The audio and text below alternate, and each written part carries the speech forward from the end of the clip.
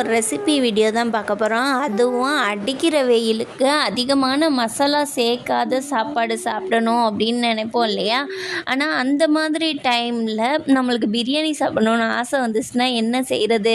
அதுக்காக தான் மசாலா சேர்க்காத சூப்பர் டேஸ்டியான பிரியாணி எப்படி செய்கிறதுன்னு பார்க்கலாமா?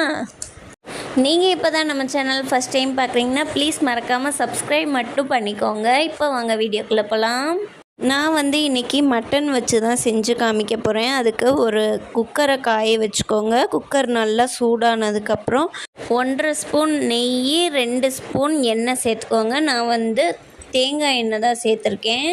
இது கூடவே பட்டை, கிராம்பு, ஏலக்காய், ஒரு பிரியாணி இலையை சேர்த்துக்கோங்க. இது லைட்டாக பொரிய ஸ்டார்ட் ஆனதுக்கப்புறம் 3 பெரிய வெங்காயத்தை நல்லா ஸ்லைஸ் பண்ணி எடுத்து வச்சுருக்கேன். இதை சேர்த்துக்கலாம். இந்த வெங்காயம் நார்மல் நம்ம பிரியாணி செய்யும்போது நல்லா கோல்டன் ப்ரௌனாக வர்ற அளவுக்கு வதக்குவோம். அந்த அளவுக்கு வதக்கணும்னு அவசியம் இல்லை. இந்த பிரியாணிக்கு வெங்காயம் நல்லா வெந்து வந்தால் மட்டும் போதும். அந்த அளவுக்கு நல்லா வதக்கி விட்டுக்கோங்க.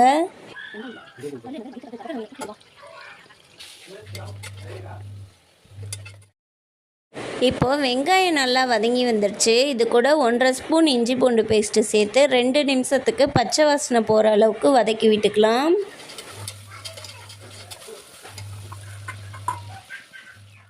இப்போது இஞ்சி பூண்டு பேஸ்ட்டோட பச்சை வாசனை போனதுக்கப்புறம் அரை கைப்பிடி அளவுக்கு கொத்தமல்லி, புதினா 2யும் சேர்த்து நல்லா சுருண்டு வர அளவுக்கு வதக்கி விட்டுக்கோங்க.